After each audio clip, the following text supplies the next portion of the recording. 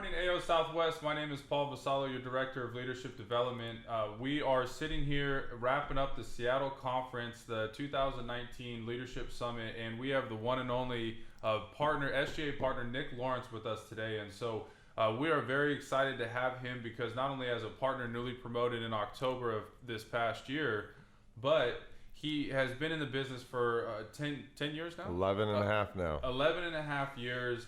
He has a beautiful family, a beautiful business, and so what he is going to be able to teach you all today is not only about the perseverance in business, but life, right? Challenges in life, overcoming anything that comes your way to have the business, the family, the relationships that one at his level has. And so we're excited. So thank you, Nick, for being here with us today. Yeah, I appreciate you having me. Of course. And a couple of housekeeping things as always. The hashtag takeawaytuesday, hashtag nextgenleadership. Make sure you tag not only Nick, but the agency, AIO World, in your story to make sure we can see your top takeaways, because you're going to be learning a lot and we're going to get right into it. So you ready to go? I'm ready. Okay.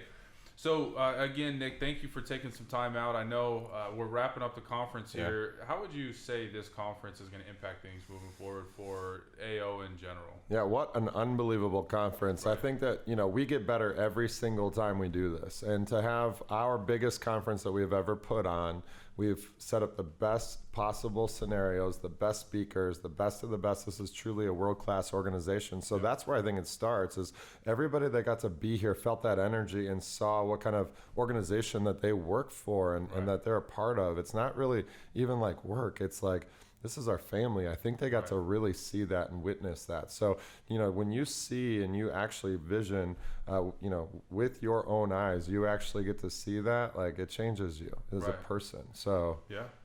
So how would you say this has evolved? Because this is the biggest conference we've ever had. Being here 11 and a half years now, what do you think the next 10 or 11 years look like? What is that? That's an unbelievable question. What we see is us obviously growing. Growing is really important. And when you're a people-first organization that serves and your mission is to serve others, I think that's really important. Then that becomes infectious. I don't even know if that's a good word, but it just multiplies. It just, it's such an exciting, factor. Like, I honestly think that we'll have to figure out either a way to rent cruise ships. That's my vision.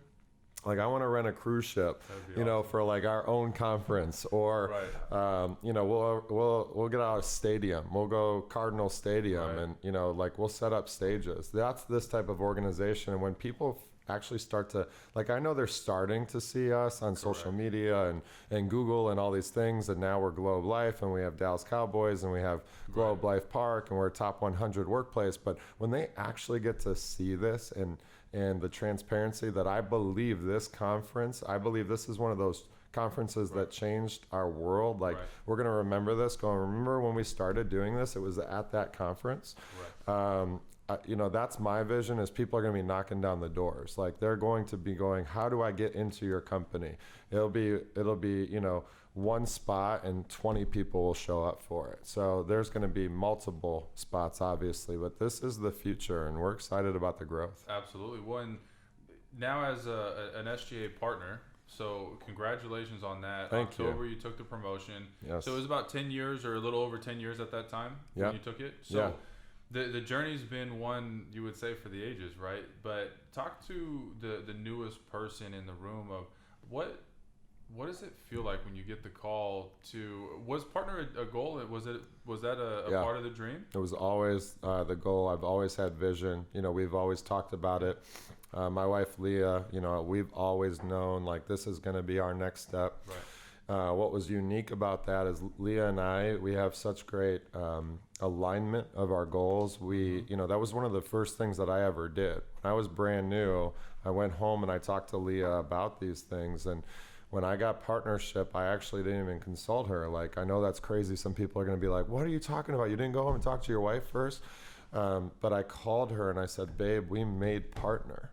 And she already had talked about it. Yeah. You guys. We already knew our goals were in line. Yeah. So, we've already consulted each other prior to this. And so when, Rick and Elia and Dustin and Rob and James sat me down and, they're like, you just made partner. We just got Dallas. Congratulations.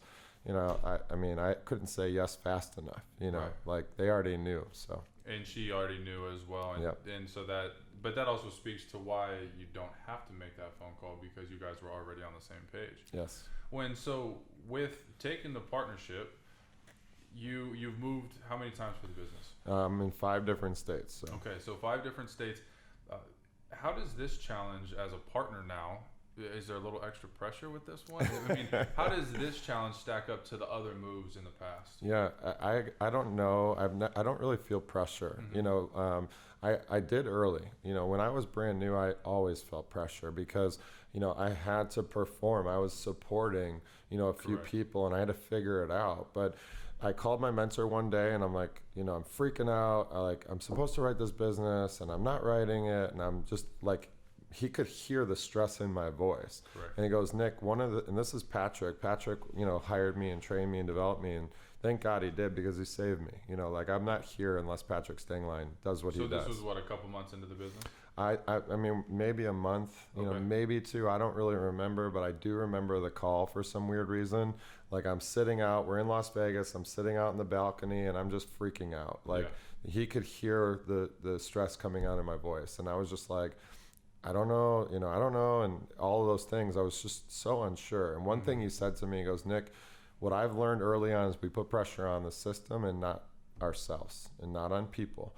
And ever since that day, I've never felt pressure. I just said to myself, as long as I do X, Y, and Z, I'm going to be okay. Right. And so from that point forward, I've never felt pressure. Like I don't feel pressure as a partner. I'm not worried. I don't have plan B though. There's no going back. This is what we do. We always are moving forward. And so this is a totally different scale being a partner. I'm now competing with the other SGAs in the company. And, there's a lot of transparency amongst all of the SGAs, and the numbers are very visible. And so can't hide. You cannot hide from this, right. And so I really I like that. I like that feeling of knowing we have this unbelievable organization. I'm partners with Rick and Ely and James and Rob and Dustin Vinnekamp. Right. How do you feel pressure when you know that they're behind you? And, I know what we've done that's made and created so many unbelievable people. Mm-hmm. When I became partner, we had 5 or 6 $1 million producers in our agency. 2 of them are $2 million producers. And so we know the fundamentals really, really well, and so that's what we teach. We teach fundamentals. We teach people how to work. And when you do that, there's no pressure. But you said something really valuable, because a lot of people at the beginning, they do put the pressure on themselves, and rightfully so to a point, right? Because you do have to pass the test. Yep.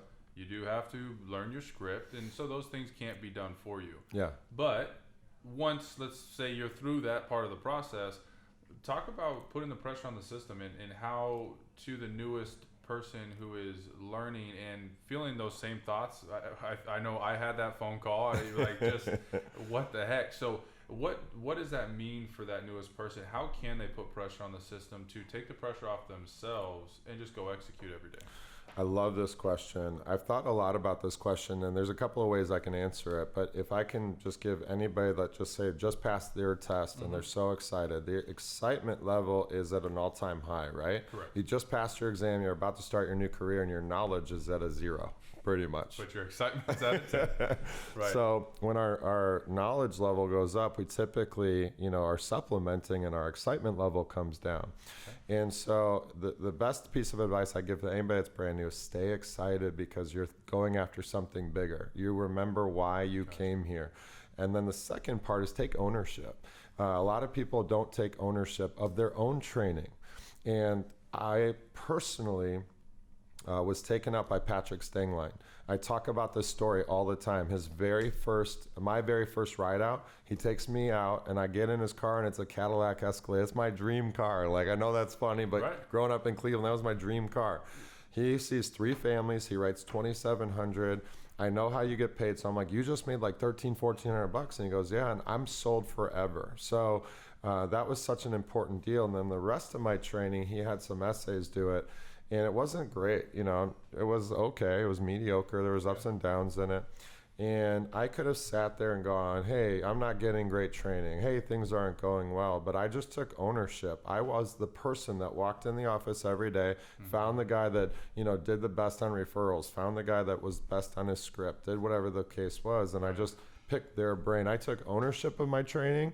I wasn't a victim, and that's where sometimes some people can go, hey, like, I'm not getting this or I'm not needing this, where I go, I need this, I'm going to go get this. Like, I make things happen. And that's what I would tell everybody that's brand new is take ownership of your training. It's your training. So make sure you're getting the best training. And we have so many great systems. So we just talked about not putting pressure on yourself, put it on the system. We know that the script is amazing. I mean, literally the best person in the history of our company, I was in the room writing it with him. Okay. And another great individual. We wrote that script and then, they modified it and it's literally the best of the best. And the proof is in the pudding. We just consistently keep producing people. And, Mark Nielsen is obviously that person that I work with. And, he is producing so many unbelievable people, Gold Club member after Gold Club member. Right. And so that is the most important part of your training. And when we talk about memorization, like, that's just a decision. Right. That is a decision you have to make. You know your favorite rap song? Yes. So you could do it right now. Right. Yeah, you hear the beat and you know what's going to come. Yes. Absolutely. So just it's a decision to make sure that you know your presentation and take ownership of your training. That's it. So with that though, taking ownership, that I feel like in life you could argue, right, that in every aspect. Yes. Because in order to have a successful marriage, you probably need to take ownership and to be a good father and all of those things, right? Yes. But in terms of the business, let's backtrack a little bit. But you came out to Las Vegas at 23, 24 years old. Yeah. You were away from Leah at that point in time. She then moves out. You are pursuing poker as your does that sound crazy? Right, as your career choice, right? Yeah. And so you have all of these things going on. You just finished school and all of that, but now you end up going another direction a couple months later and finding American Income. Yes. So at what point, because you said about 2 months in, a month or 2 months in, you're on the phone and you're freaking out, you're stressed out and all of that. When did you have your moment of, okay, if it's going to be, it's up to me. I'm going to take ownership of this. I'm going to learn. And then we'll talk about then when you approached Delia. But when did you have that like aha moment of taking ownership and I'm going to make this thing happen? That's a really good question. And it's actually a lot of my story, I believe, is perseverance, which you used. And I absolutely love that word, and determination. But for me, it's adversity. And I know that, like, not everyone has to fail for them to be successful. I don't agree to that. I hear some people say those things like, through adversity, you can succeed. For me, there was a lot of adversity. I've gone through a lot of crazy things in this company. But probably about 45 days in, maybe 2 months, right around there, I can't really remember. I look at my advance report one day, and it's not what I thought it was going to be. And I'm furious. I thought, I'm making this amount of money. I'm not. And then I start getting nervous.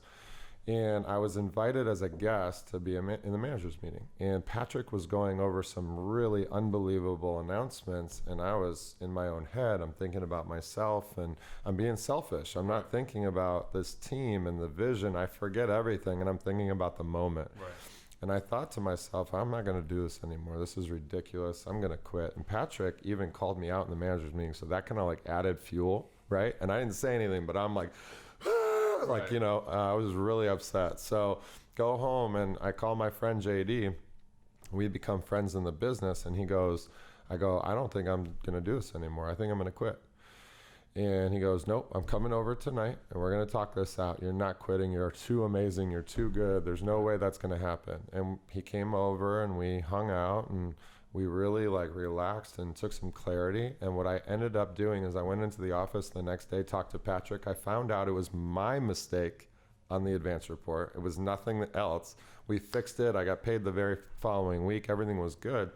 But JD is a big part of this, like he helped me kind of talk me off that ledge. And from that point forward, I realized like, I'm going to be a different person. I'm going to start taking more ownership. I'm going to do those things. But I was very upset when that happened. And again, it was early on in the career. I don't remember exactly the timeline, but that was a big moment of clarity for me. Well, it's I think safe to say somewhere in that time frame you had to have, because only a couple of months later then at the conference in Las Vegas, you end up convincing, selling the CEO of giving you your own territory. So at some point you had to have taken ownership between, months 2 and 4 or whatever the case is. So why don't you walk everybody through how Nick Lorence gets his first office and sits the CEO down, or the chairman, and tells the chairman, hey, you're going to give me an office. So why don't you walk everybody through that? You're right on both ends. So I am about 4 months in the business, and things are going. Like, from that point that me and JD sat down and Patrick helped me, like, we just started taking off, and we're doing really well. Right? Clarity is very important. Yeah. And that's why, like, everybody that's listening to this, it's okay to go through some struggles, but that's why we have people in our lives to help us, because I guarantee they've been through what we've been through. We go on the road trip, and we go to Utah. I'd never been on a road trip. I don't know what to expect, but we get there, and Patrick calls me and goes, oh, by the way, we have a contest because we have a conference coming up, and the top 21 spots are for ALP, or whoever wrote the most production is getting one of these spots. So I go to work, and we have a lot of fun. This is my first, Utah experience. I've never been to Utah. Right. And I write over 10,000 in 10 days on the road trip. And I know you guys are laughing because you guys write 10 grand in a day now, but that was 11 and a half years ago. Right. And I am really excited, made a bunch of money, but also got invited to the top 21 spots. Okay. JD was there, my friend that I talked about earlier. He was number 3, and I was like number 16 or something. And we went to the conference, and me and JD started talking. That's why I believe it's so important to have a partner in the business. Like, me and JD kind of made that. We didn't like come to agreements, but we were like, we're partners. We're going to push each other. It's like when you go to the gym and you motivate people and you get excited. Correct. And that partner will always help you in the days that you're not feeling excited. So everyone out there, listen to this. Get a partner. I think it's really important. Good. And we start collaborating, and we're like, listen, we're getting an office. We're going to give it. And we're literally talking to everyone in our office in Vegas, and they're laughing at us. Like, Nick, you are 4.5 months in the business. They don't even know who you are. They're not giving you an office. So we go to our first day of conference, and I am just unbelievably excited. And I start telling Leah this stuff. I go, they're giving us an office. Well, I had no idea. I kind of like You're made putting it out there. I put it in the universe, right? And for some reason, I'm going to share this with everybody, but she says, that's fine. I'm excited to move, but I'm not moving to Utah. And I think it's because we just got off the road trip. Right. So we find Rick Altig, our chairman, after the first day. And we're in the Paris Hotel, and he's never met us before. And we go, Mr. Altig, so excited to meet you. Can you give us an office? And he's like, I don't know what was going on in his head, but he's never met us. These young kids are like, give us an office. He goes, well, our CEO makes those decisions. So we wait until midnight to find Ilya. Like, we were so persistent. We were making this happen. So it was probably 5 o'clock when the conference ended. We find him at midnight. So we stay there. We tell him, Mr. Orlovich, you need to give us an office. And he goes, come have lunch with me and you can pitch me your plan. So I tell Leah, we're going to be moving. They're giving us an office. I have no indication this is true. Go to the conference the next day. I pitch Ilya, and he gets up in front of everybody on stage and goes, we just promoted Nick Lorence and John Olson to MGAs. Congratulations, you're moving in 2 weeks to Provo, Utah. So I called Leah. I said, congratulations, we got promoted. She said, that's awesome. And then I told her where we were moving, and she hung up the phone on me. But I got her to go, and 2 weeks later, we were in Provo, Utah. Yeah. There's so much in that. We could spend the rest of the night there because, you called your shot. Right, but 2 months ago, if you didn't take ownership of not only your training and seeking out the skills that you need to be successful, but just taking ownership of your life and finding that person to ride with you, because we all have days where it's more comfortable to lay in bed, but you still have to get things done. So when you start to manifest this thing, you're putting it out there, people are laughing at you. Did you ever waver in this, or were you were so certain you just knew it was going to happen? It wasn't if, it was just when, right? You got it.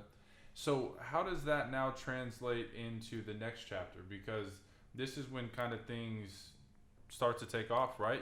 You hire some studs out in Utah. Yes. How did that go?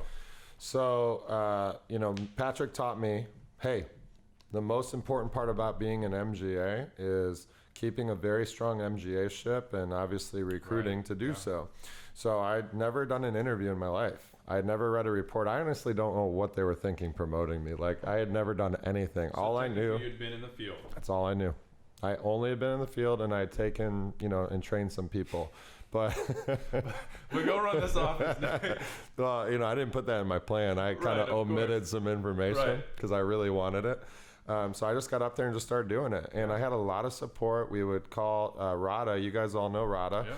Rada and me built a relationship. We've been in this company the same exact amount of time, and I would just call home office. I would call it, we call it, in Redmond support, and we'd find people, and I just built this relationship with Rada. Right. And I think she was in quality or leads or something. I don't even know. And I started building relationships and started learning from these people. And it went terrible, for a minute. Ups and downs and craziness. Yeah. But then we found our niche, and it only took a couple of weeks. And then we, find unbelievable people. Like the two people we find out of Utah, one holds the record for all-time production in a month, and one broke the record for all-time production in a year. Literally the two best salespeople in the history of this company, I believe, we found in that office. And then, what happens is we just started growing it, and referrals to us was the most important part of that office. So again, we don't know too much about recruiting. We don't know too much about the hiring process. We don't know how to even license people. I don't even know anything, but I was just so excited. And if I can share that, it's like the excitement.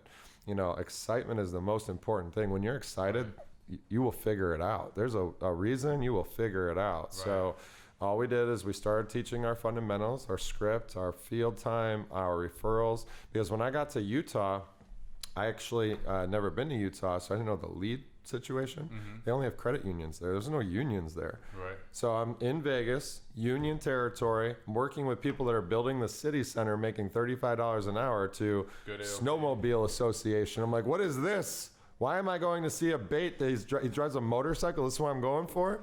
And we get to credit union houses. And I'm like, what's a credit union? I know that's ignorant, but I didn't even know what a credit union was. So we just made a decision that referrals is going to be our business, and that we were going to, really sit down with people, get to know them, and just train them the fundamentals and train them how to work. So how old is JD at this point? Unfortunately, JD, right when we get to Utah, Provo, he came up there with me, gets Crohn's disease. Oh, wow. It took him out of the business. Yeah. So it was really like me, myself, and I. It was kind of tough. So you're what, 24, 25 now? 24 at this point. Okay, and then Mark and Ryan were... I think I'm 20. No, I'm 25 at this point. So you're 25. Mark and Ryan are 20? Mark came into the business, I believe, at 20 or 21, and Ryan was 23, 24. So young guys. A bunch of young kids running around, not really sure what is going on, but the excitement pushes you through. And I think it speaks to, if there's that will behind and you've got this vision, this dream, you'll figure out the how. I agree. Right. And so with that though, let's transition now, because business is going well, but now as a family man, you're married, 2 beautiful kids. Thank you. And so when did all of that start to happen? Like, when did you and Leah get married? So we've been married 6 years in May, so 2013. Okay.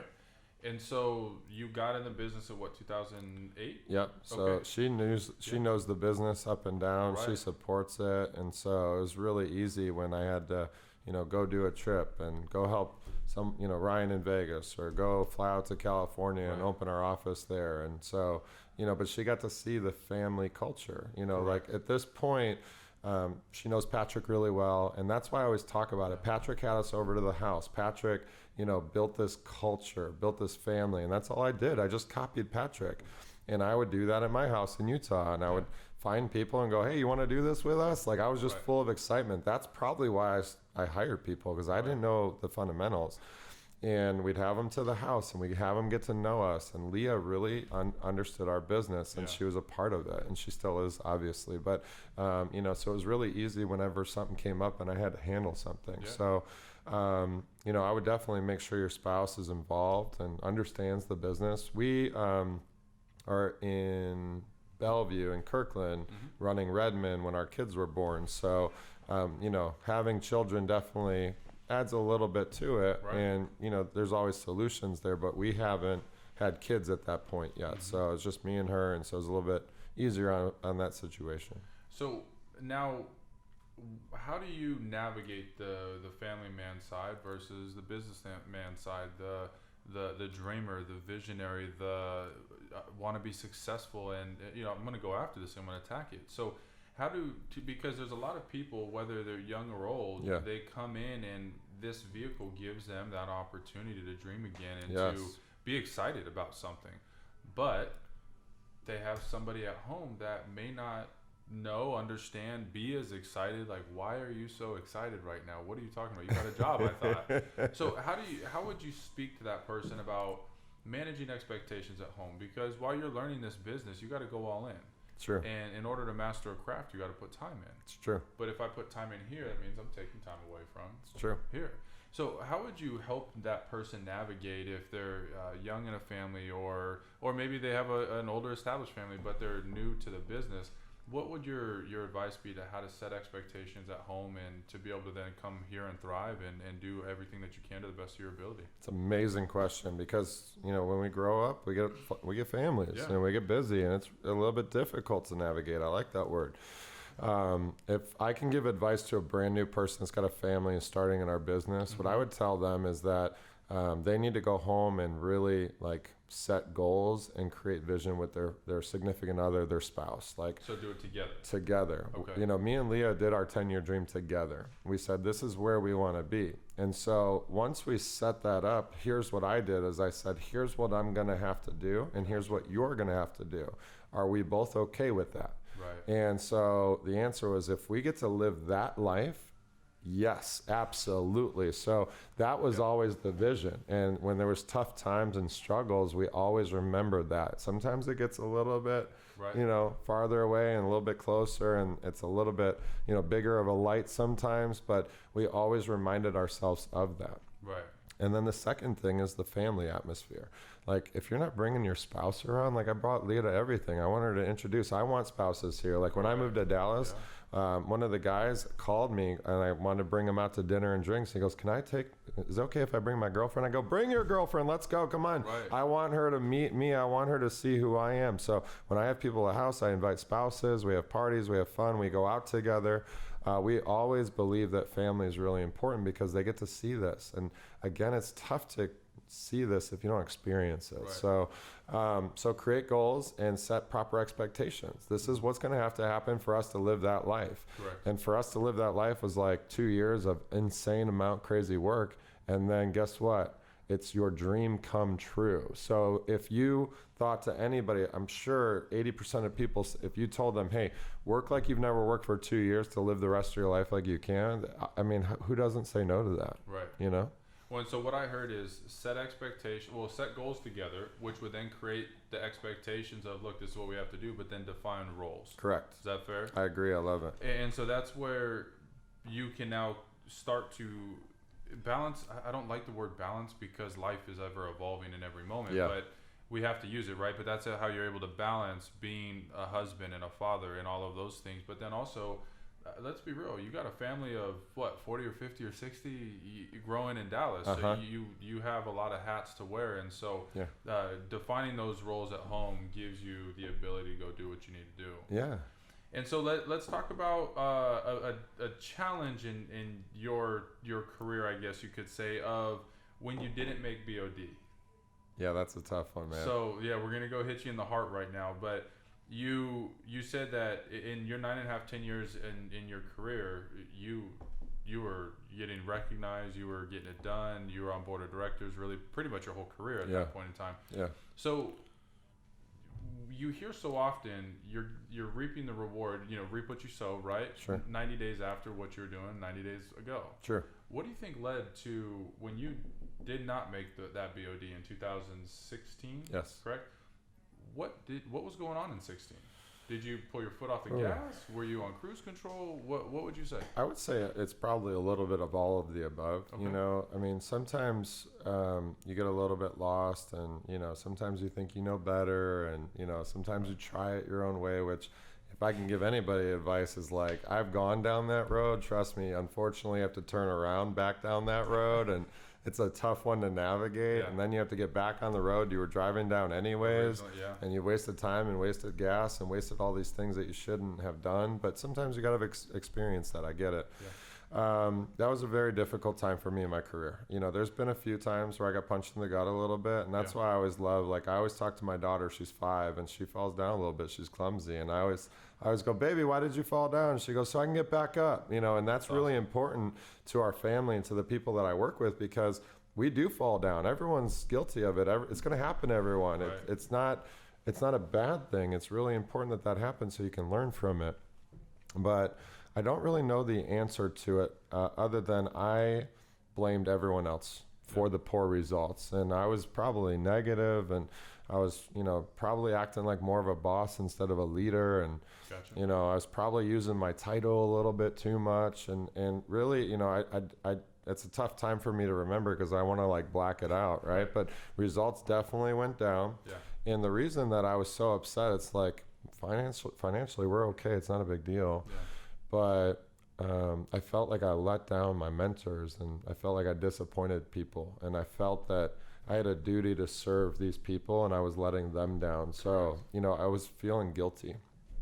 And I missed board of directors. I was very negative. It was a very, very tough time. I went to this conference, and it was December, and, you know, BOD is an extra 3 days prior to the conference. So this was my first time not showing up early and spending time with the top leaders. And, you know, I wish everyone could experience that, and they need to go after that. That should be their goal, because when I surround myself with these board of director members, like, I don't know what it is. It's just like they pump it into me. I'm like, it's so ridiculous. And the growth, whether they're here for a year, 2 years, 5 years, like learning from David Carpenter a year into the company on the BOD is ridiculous, right? And so I was very negative. I was very upset. But the most important thing is I took no ownership over it. It was everyone else's fault. Every single person, it was their fault, not mine, you know. And I was supposed to go to this party. We do a end of the year party for all of the knights and you know, all the squires, and I go to that every year. I was you know, inaugurated as a knight, and I didn't want to go, and you know, I won't get into all the details, but I was super negative and blaming everybody else. And I had a couple of drinks, and I was just like, I'm done. You know, I wasn't done in the company. I was just checked out mentally. And Rob Hay pulled me aside. He saw me, and he knew what I was kind of going through. And I'm not emotional at all as a person. I don't know why. It's just like I get excited and I'm happy, but I'm just not a very emotional person. And I was fighting back tears talking to Rob. Like, it was one of the hardest conversations I've ever had in my life. And the most important thing Rob did for me is he got on my level. And I stopped seeing Rob as like a chief marketing officer, and we've been really good friends, and he'd been my mentor for so long. I just saw him as a person that has gone through what I've been going through today, and I couldn't believe it, that cares about me. And I decided to take ownership again. I actually went out and started researching it, and I found a book called Extreme Ownership, and I highly recommend it for any of you out there if you like reading. I'm not a big reader, so I listen to everything in the car, and that's a really good piece of advice, because I think we're in our car at least 10 hours driving back and forth to, you know, the office or whatever. You can be listening so many different books at that point. But I took extreme ownership. I dug in. I got off of autopilot. I stopped blaming everyone else. I was so excited about the business again. And I was RJ of the year that year, and I was second and leader in the year. So you know, it's funny, you hear about it the 2 months into the company. Where's your head at? There's a trend here, Paul. Do you see this? I haven't seen it until you pointed it out. And then you take complete ownership. You call your shot. You get Utah, and then the rest of Nick Lawrence's career kind of comes to fruition, right? But then you get in this moment again of just whatever. You stop doing the things. You can make the argument, right? Whether it's the daily habits of pouring into yourself and developing yourself, whatever, but December 16, not in a very good headspace, and then flip a switch, because it's not like it was January of 16 and you kind of built some momentum and kind of started to figure your stuff out one step at a time. That conference is like the middle of December, so we're talking two weeks later. It's 2017, and you go from I don't want to say zero to hero, but you go from Sure. literally not on BOD to leader of the or MGA of the year, RGA of the year, and RGA of the second, year. and leader of the year. What I mean, is it just the ownership piece? I mean, obviously it starts there. I think it's a decision. Yeah. You know, I think everything is attitude. Like I'll be sometimes having a weird day or something, or you know, maybe something didn't go right to start my morning off, and I literally used to tell myself, "Oh, it's like gonna be a bad day because you know, like my coffee was cold or something stupid, right?" You stub your toe. Yeah, it's Whole like day's gonna be rough. yeah, and so what I realize is that our mentality is the most important thing, and Right. the way that you feel, the way you think, the way you act, just everything is about your attitude. And what I realize is you can switch your attitude like this. Right. Like literally it's a decision. You go, I'm going to stop being in a bad mood. I'm going to be in a good mood now. Right. And one thing that really hit home is Ilya taught me how to figure that out. He goes, Nick, look around. Look at how beautiful outside is right now. Look at the sky. It's blue. Look at the mountains. Just figure out something that is like a blessing in your life. Like something you have, somebody else wants. Health.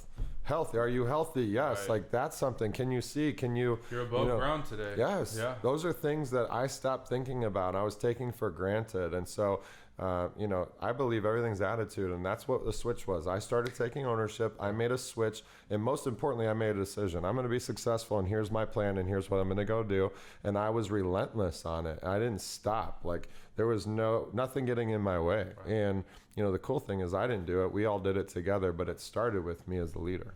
And again, that moment of clarity for you to be able to make the decision. And I'm glad you hit on that, because so much of when you start to really pour into the development, you know, of your mind, and you start reading these books of extreme ownership and being able to make that choice. Yeah. And a lot of times people, it's always your fault or their fault or the weather or traffic. Well, you could have left 10 minutes earlier. Exactly. Well, I got a flat tire. I mean, it's just when you, and that's what Dustin Vienekamp has taught me so much of.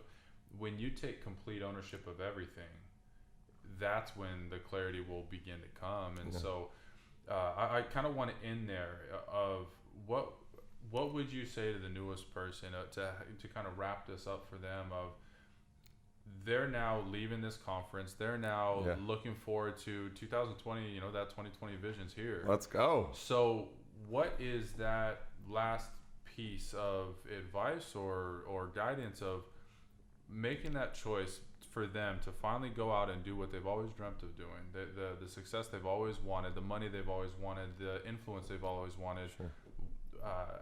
What do they do to make that choice, and how do they just go attack the last 90 to 120 days of the year? Yeah, that's amazing.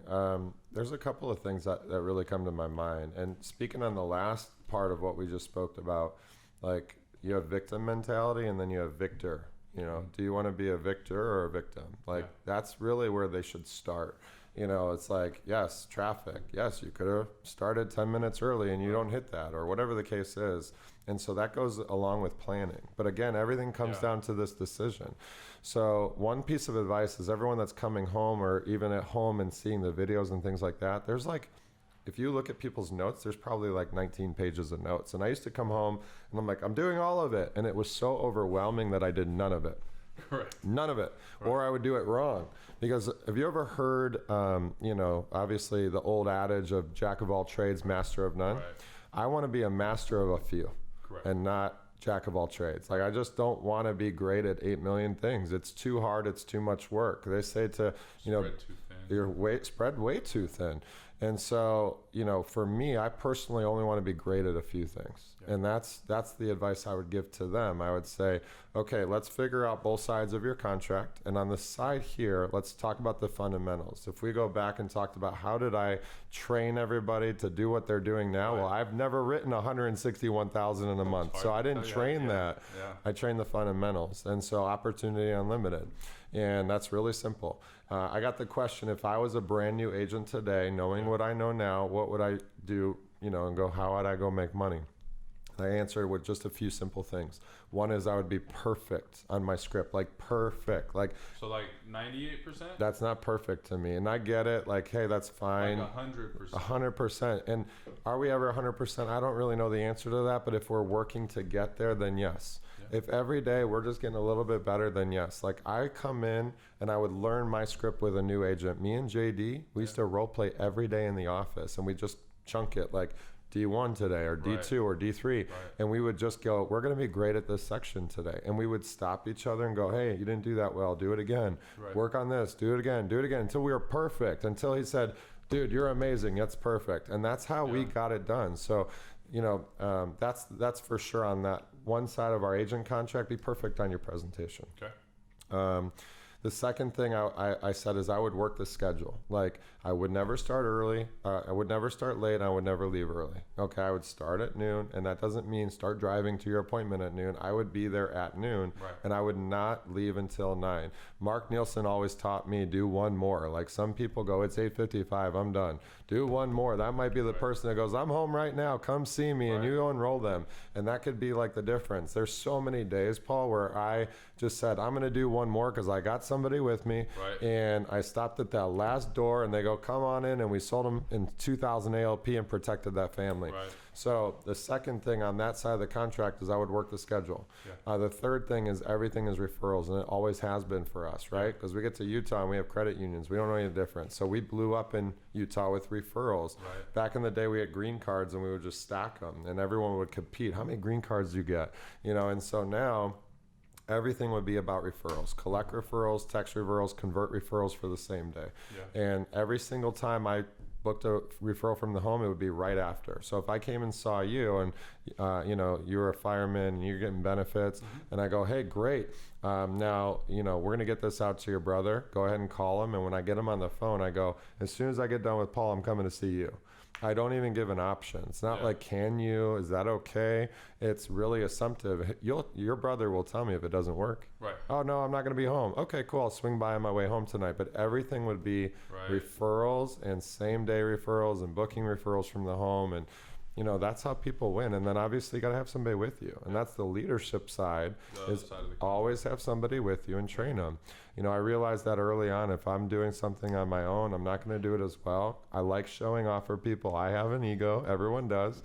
And I really want to change people's life. You know, I want to serve people, and I want to do more for others. So I want people to have this life. This life is amazing, right? What good is first class when everyone's sitting in coach? Like, I want everyone in first class with me. So I want to train and develop every single person I can. And that really just starts being simplistic at 5. Go find 5. It's not hard. I could do it this week, and just make a decision that you're going to help them succeed. Make the decision.